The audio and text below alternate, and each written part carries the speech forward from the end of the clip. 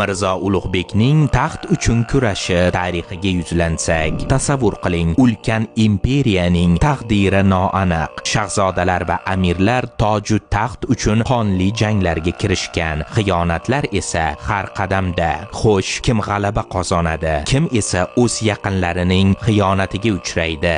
Bu kurash ichida ilm va haqiqatni himoya qilishga urinayotgan buyuk shaxs Mirzo Ulug'bek sahnaga chiqadi.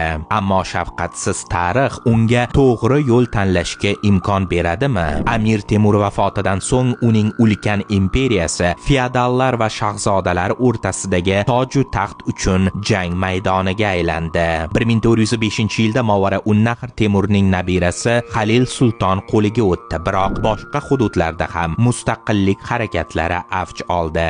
Toshkent, Xo'jand va Farg'onada Amir Xudoydod Husayniy o'z mustaqilligini e'lon qildi. Xorazm esa Oltin O'rdalik Edigey tomonidan egallandi. Shu bilan birga G'arbiy Eron va hozirgi Afg'oniston hududlarida ham ziddiyatlar kuchayib, hukmdorlar orasida urushlar boshlangan edi. Shohrux mamlakatdagi tartibsizliklarni bartaraf qilish uchun harakat boshladi va asta-sekin hokimiyatni qo'lga kiritdi. Mirzo Ulug'bek yoshligidan otasi bilan birga bo'lib, davlat ishlarini ichkaridan o'rgandi. 1409-yilda Shohrux Samarqandni egallab, o'g'li Ulug'bekni Movara-un-Nahr hokimi etib tayinladi. Uning boshqaruvi yillari ilm-fan taraqqiyoti bilan birga siyosiy qiyinchiliklarga ham to'la edi. Feodal kuchlar hamon birlashib, markaziy hokimiyatga qarshi chiqishda davom etdi. Shohrux vafot etgach, Temuriylar o'rtasida yana toju taxt uchun jang boshlandi. Ulug'bek o'z hududini himoya qilishga urinadi, lekin ichki nizolar va tashqi tahdidlar uning boshqaruvini